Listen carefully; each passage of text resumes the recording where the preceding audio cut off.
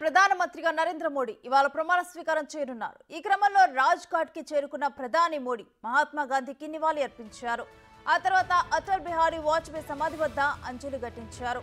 రాత్రి 7:15 రాజ్ భవన్ లో మోడీ ప్రమాణ స్వీకారం చేయనున్నారు. ఈ కార్యక్రమానికి పొరుగు దేశాలకు చెందిన అధినేతలు రానున్నారు.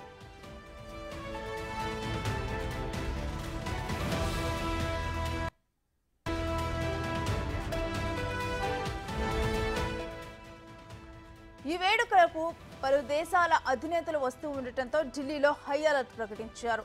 రాష్ట్రపతి భవన్ పరిసరాల్లో ప్రైవేటు డ్రోన్ల సంచారాన్ని పూర్తిగా నిషేధించారు. ఢిల్లీ ఇప్పటికే భద్రతా వలయంలోకి వెళ్లిపోయింది. రాష్ట్రపతి భవన్ ప్రాంగణం లోపల వెలుపల 3 అంచెల భద్రతను ఏర్పాటు చేశారు. దాదాపు 2500 మంది పోలీస్ సిబ్బంది రాష్ట్రపతి భవన్ చుట్టూ మోహరించారు. ఇతర దేశాల ప్రముఖులు హాజరు కానున్న నేపథ్యంలో G20 శిఖరాగ్ర సమావేశానికి ఏర్పాట్లు చేసి భద్రత కల్పించనున్నారు.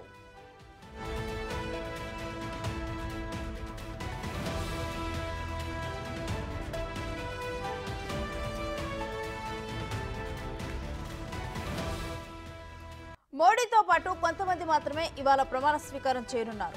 లోక్సభలో బల నిరూపణ తర్వాత పూర్తిస్థాయి కేబినెట్ ను ఏర్పాటు చేయనున్నారు.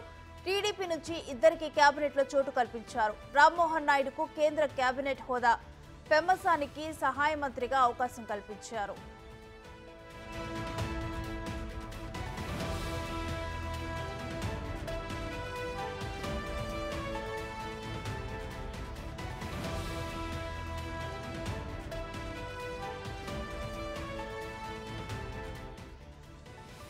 తెలంగాణ నుంచి కిషన్ రెడ్డి, బండి సంజయ్లకు కేబినెట్ లో అవకాశం దక్కింది.